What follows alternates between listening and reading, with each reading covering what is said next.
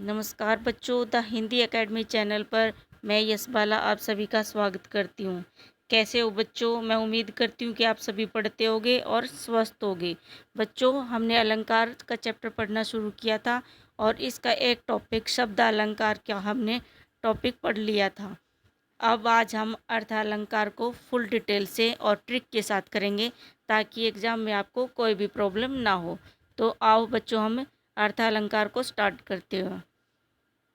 बच्चों, अर्थालंकार में मैंने आपको बताया था कि कवि शब्दों के शब्दालंकार में बताया था कि शब्दों के कारण किसी रचना में चमत्कार उत्पन्न करना शब्दालंकार कहलाता है। और अर्थालंकार में होता है जहाँ अर्थों के कारण किसी रचना में चमत्कार उत्पन्न हो, वहाँ अर्थालंकार होता है।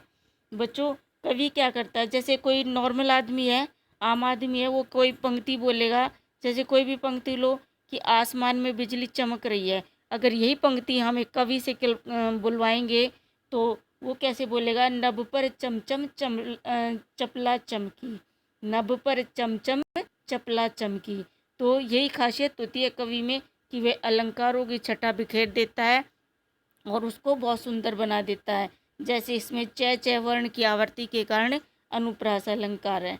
ठीक है, तो बच्चों आज हम अर्थालंकार को स्टार्ट करेंगे। अर्थालंकार के बहुत सारे भेद है बच्चों, लेकिन परीक्षा की दृष्टि से हम इसके 5 मुख्य भेद पढ़ेंगे। नंबर 1 उपमा अलंकार, नंबर 2 रूपक अलंकार, नंबर 3 उत्प्रेक्षा अलंकार, नंबर 4 विनोक्ति अलंकार और नंबर 5 है संदेह अलंकार। कुछ और भी इम्पोर्टेंट जो हैं अलंकार होंगे, वे जो बच्चे हम पढ़ेंगे, जो आपको परीक्षा की दृष्टि से आपके लिए बहुत ही इम्पोर्टेंट है। फर्स्ट है उपमा अलंकार। उपमा अलंकार बच्चों, इसमें बच्चे बहुत कंफ्यूज हो जाते हैं, और लेकिन आज मैं कोशिश करूंगी आप इसमें कभी भी कंफ्यूज ना हो। तो आप इसको थोड़े ध्यान से समझें, तो आप इसमें कभी भी पजल नहीं होगे। जहाँ किसी एक वस्तु या व्यक्ति के गुणों की तुलना किसी अन्य प्रसिद्ध वस्तु या व्यक्ति से की जाती है, वहाँ उपमा अलंकार होता है। जैसे मुखबाल रवि सम लाल होकर ज्वाला सा बोधित हुआ। इसमें बच्चों उपमा के 4 अंग बताए गए हैं। नंबर 1 उपमेय, नंबर 2 उपमा, नंबर 3 साधारण धर्म और नंबर 4 वाचक शब्द। अगर आपने इन चारों अंगों को अच्छी तरह से समझ लिया तो आप कभी भी उपमा अलंकार में कंफ्यूज नहीं होगे। इनको ध्यान से समझो। बच्चे इसमें पजल हो जाते हैं कि उपमेय कौन सा है और उपमान कौन सा है। मैं एक आपको ट्रिक बताती हूँ, उससे आपको बिल्कुल क्लियर हो जाएगा कि कौन सा उपमेय और कौन सा उपमान है। बच्चों, हम जो भी कोई साधारण चीज़ होती है, जो सबके पास है, जो आम है, उसको तो हम क्या कहेंगे? उपमेय। और जो बच्चों प्रसिद्ध चीज़ होती है, विशेष होती है, अद्भुत होती है, अनोखी होती है, ठीक है, जो बहुत कम मिलती है, वो होती है उपमान। मान, उसके इसके पीछे लगा हुआ है ना मान। मान शब्द यानी कि उसको हम अधिक मान सम्मान देते हैं। जैसे कोई खास गेस्ट होता है तो हम उसको चेयर दे देते हैं ना, हम चेयर पे बैठे हों, लेकिन अगर कोई खास गेस्ट आ गया तो हम चेयर छोड़ देते हैं और उसको कहते हैं अब बैठ जाओ, प्लीज़ आप बैठो, है ना। और अगर कोई हमारा फ्रेंड है, दोस्त है, तो अब बैठे हुए रहते हैं, ऐसे कोई नहीं है, नॉर्मल दोनों खड़े रहेंगे, ऐसे ये नहीं है कि उसको बिठाएंगे। अगर अगर उसको कोई खास है तो उसको हम विशेष मान सम्मान देते हैं। ऐसे ही है बच्चों कि अगर कोई साधारण चीज़ है तो वो तो उपमेय, लेकिन कोई प्रसिद्ध है चीज़ है तो उसको हम मान सम्मान देते हैं, और वो होगी उपमान। इस मान सम्मान से समझ लेना कि मान किसको लगाया जाता है? जो प्रसिद्ध होती है, अनोखी होती है, अद्भुत होती है। ठीक है, इस बात को आप ध्यान से समझ लेना। अब मैं उम्मीद करती हूँ कि आप कंफ्यूज नहीं होगे। मैं उदाहरण के जरिए आपको और अच्छी तरह समझाऊंगी। फिर एक होता है बच्चों साधारण धर्म, जहाँ उपमेय और उपमान की तुलना समानता जिस शब्द से बताई जाती है, यानी कि जिसमें दोनों चीज़ों में समानता बताई जाती है, जिस शब्द से तुलना करने पर, वो होता है साधारण धर्म। और वाचक शब्द होती है तुलना का बोध कराने वाला शब्द। ठीक है, जिससे तुलना करी जाए वो शब्द क्या होता है? वाचक शब्द होता है। अब जैसे देखो, राधा का मुख चंद्रमा के समान सुंदर है। उपमा अलंकार में बच्चों एक बात और ध्यान रखना, कुछ वाचक शब्द होते हैं, कुछ शब्द होते हैं जिनसे हमें पता चल जाता है कि ये कौन सा अलंकार है। इसमें बच्चों पंक्ति के बीच में आपको सा, से, सी, समान, सम, सरिश, सदृश, शरीकी शब्दों का प्रयोग होता है।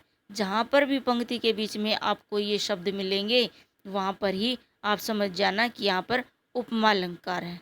ठीक है। उपमा अलंकार में बच्चों उपमा अलंकार के भी दो भेद बताए हैं, एक है पूर्णोपमा और एक है लुप्तोपमा। ठीक है। पूर्णोपमा और लुप्तोपमा।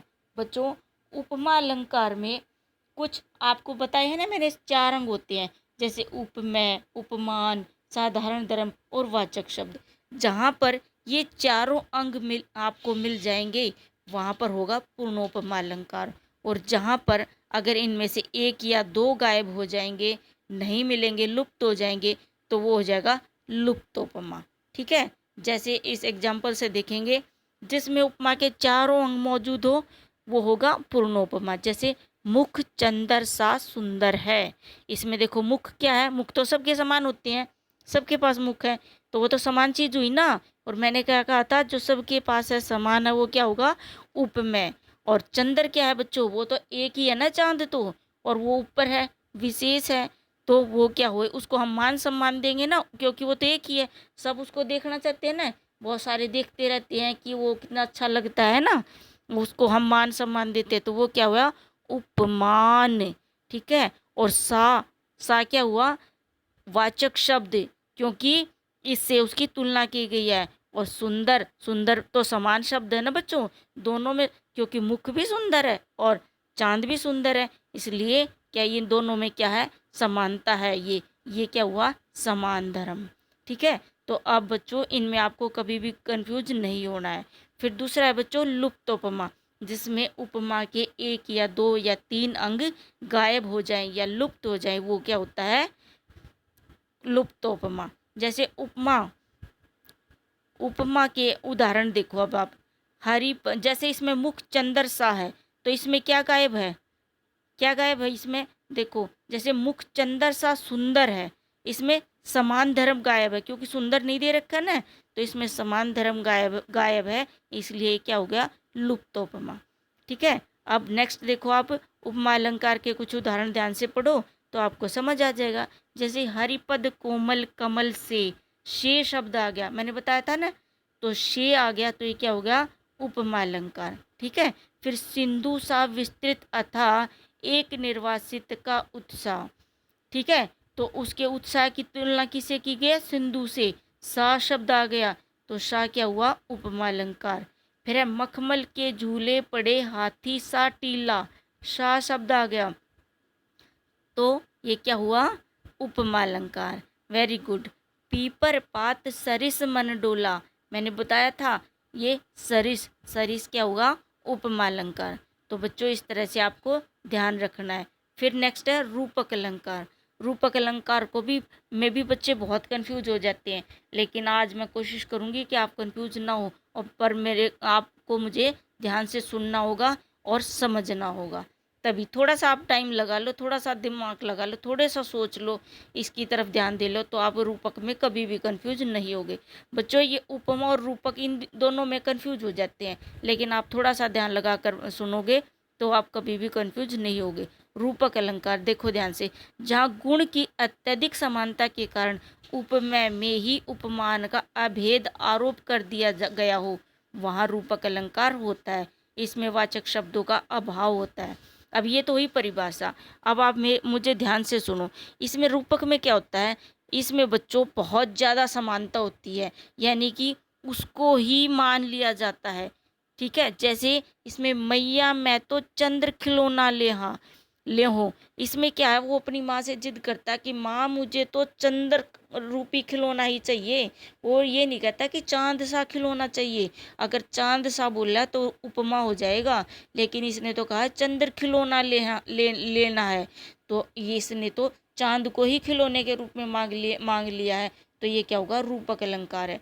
जैसे उसने कहा कि तुम तो शेर हो, किसी को कहा कि तुम तो शेर हो, उसने ये नहीं कहा कि तुम शेर जैसे हो, तो तुम शेर हो, तो इसमें शेर में और उसमें कोई भी समानता नहीं है, इसलिए वो क्या हुआ, रूपक अलंकार। जैसे पायो जी मैंने राम रतन धन पायो। वो कहती है कि मैंने तो राम के रूप में ही रतन मिल लिया है।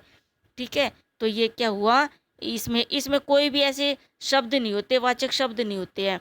ठीक है, फिर आए महंत बसंत, तो वो उसमें बिल्कुल एक ही चीज़ है, वो जहाँ पर बहुत ज़्यादा चीज़ें एक होगी, सिमिलरिटी बहुत ज़्यादा होगी, वही रूपक अलंकार होता है।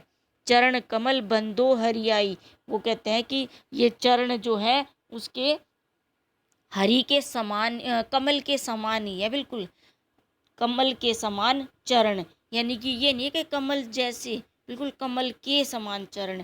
ठीक है, तो वहां पर क्या होगा, रूपक अलंकार। फिर आगे अंबर पनघट में डुबो रही तारा घट उषा नागरी।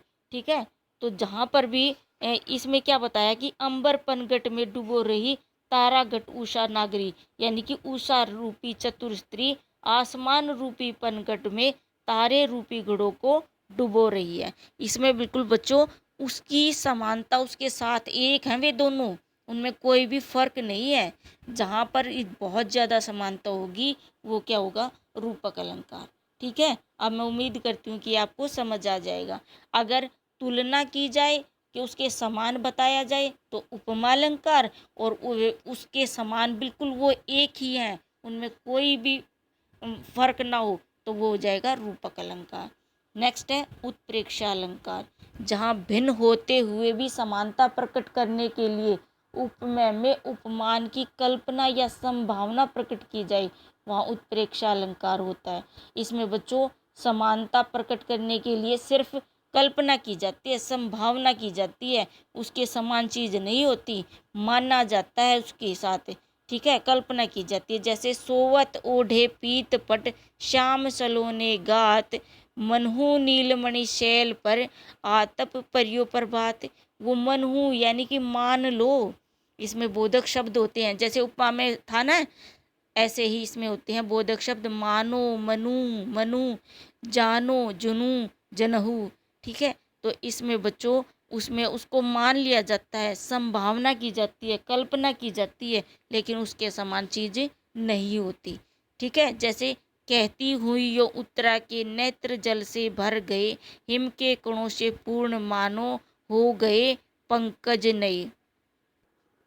यहाँ पर बच्चों आंसुओं से भरे उत्तरा के नेत्रों, उपमेय में ओस की बूंदों से युक्त कमलों की संभावना होने के कारण उत्प्रेक्षा अलंकार है।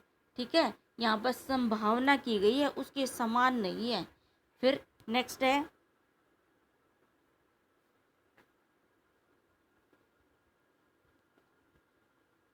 सिर पर फट गया उसका वही मानो अरुण रंग का घड़ा। अब इसमें मानो आ गया तो क्या हो गया, उत्प्रेक्षा अलंकार। ठीक है, मानो मनु जानो जनु ये सभी क्या है, उत्प्रेक्षा अलंकार में। नेक्स्ट है हरिमुख मानो मधुर मयंक, हरिमुख मानो मधुर मयंक, मानो आ गया।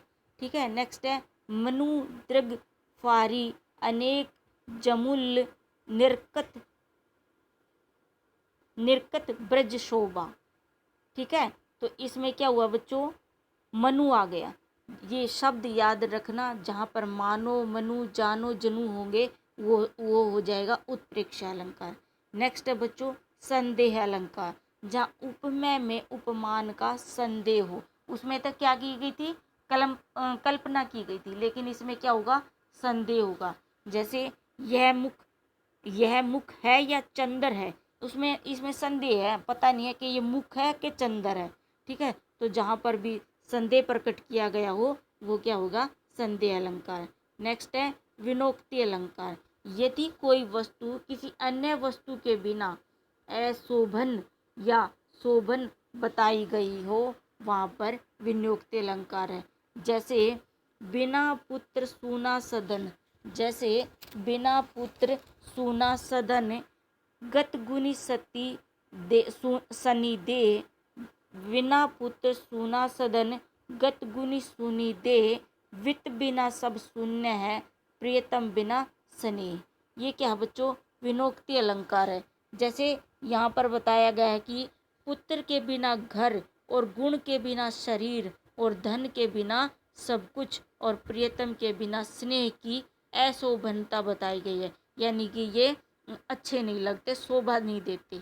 ठीक है, तो यहाँ पर क्या हुआ, विनोक्ति अलंकार हुआ।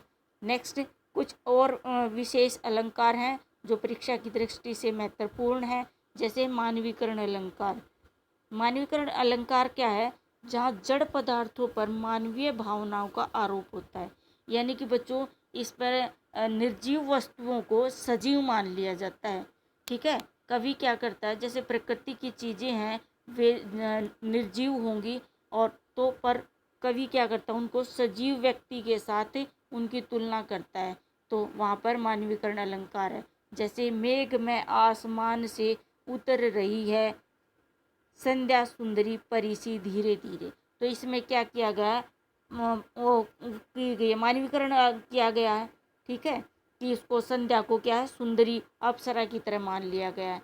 नेक्स्ट है अंबर पनघट में डुबो रही तारा घट उषा नागरी। ठीक है, तो ये भी क्या हुआ, मानवीकरण अलंकार है। फिर मेघ आए बड़े बंठन के सवर के। अब मेघ कोई बंठन के बन के सवर के थोड़ी ना आएंगे, तो ये भी क्या हुआ, ये मानवीकरण अलंकार है। ठीक है बच्चों, नेक्स्ट है अतिशोक्ति अलंकार। जहाँ किसी बात को इतना बढ़ा चढ़ाकर कहा जाए कि जिसका होना संभव प्रतीत न हो, वहाँ अतिशोक्ति अलंकार है। यानी कि उसको इतना बढ़ा चढ़ाकर बता दिया जाए कि उसको तो मान ही नहीं सकते कि हाँ, यानी कोई जैसे कोई कहते हैं ना, कोई आदमी इतना बड़ा झूठ बोल दे, वो दूसरा आदमी भी समझ जाएगा भाई ये तो झूठ है ना, बिल्कुल झूठी है, ये बात तो झूठी है, ये तो कभी पूरी हो ही नहीं सकती है ना।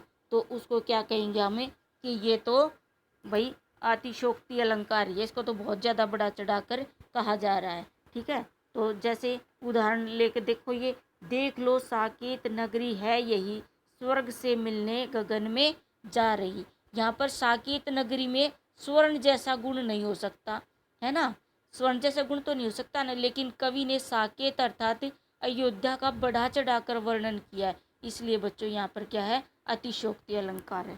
ठीक है, नेक्स्ट है हनुमान की पूछ में लगने पाई आग, लंका शिगरी जल गई, गए निशाचर भाग। यानी कि हनुमान की पूछ में आग लगते ही लंका का जल जाना और राक्षसों का भाग जाना आदि बातें बहुत ही बढ़ा चढ़ाकर कही गई है। अतः इतना बढ़ा चढ़ाकर कहा जाना भी अतिशोक्ति अलंकार है। नेक्स्ट है कड़त साथ ही मयान ते असी रिपु तंते प्राण। ठीक है, यानी कि प्राण जो है वो तलवार निकली भी नहीं और इससे पहले उसके प्राण निकल गए। यानी कि जब उसने चलाया ही नहीं, उसको मारा ही नहीं, तो वो कैसे प्राण कैसे निकल गए। तो ये भी बढ़ा चढ़ाकर बात की गई है, इसलिए ये भी क्या है, अतिशोक्ति अलंकार है। नेक्स्ट है पत्रा की तिथि पाइये वा घर के चौपास, नित प्रति पुण्यो ही रहे आनन आप उजास। इसमें बच्चों क्या कहा गया है कि नायिका के मुख के प्रकाश ही उसके घर के आसपास सदैव पूर्णिमा के समान जो है प्रकाश रहता है। तो ये ऐसे थोड़ी ना हो सकता है कि कोई इतना गोरा है कि उसके घर के चारों तरफ, जैसे पूर्णिमा की रात को चारों तरफ बहुत ही ज़्यादा लाइट होती है ना, प्रकाश बहुत ज़्यादा होती है, तो कोई नायिका इतनी गोरी थोड़ी ना हो सकती, इतनी सुंदर, इतनी गोरी उसका कलर थोड़ी ना हो सकता है कि चारों तरफ पूर्णिमा की तरह चारों तरफ उसके घर के और चारों तरफ उसके बहुत ही रोशनी रही, है ना। तो ये क्या कहा गया है, बढ़ा चढ़ाकर बातें कही गई है। तो बच्चों मैं उम्मीद करती हूँ कि आपको ये सभी अलंकार अच्छी तरह से समझ आ गए होंगे। तो धन्यवाद बच्चों, थैंक यू फॉर वॉचिंग।